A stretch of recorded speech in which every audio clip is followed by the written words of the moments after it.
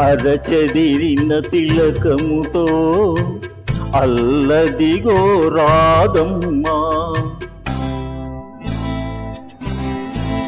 అరజారిన పయ్యదతో అదిగదిగో గోపెమ్మ.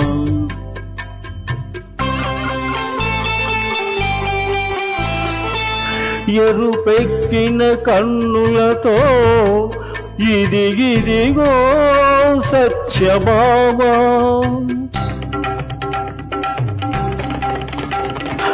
పొదలో ఎదలో నీ కొరకై వెతుకుచుండగా నన్ను పాలింపగ నడచి వచ్చితివా.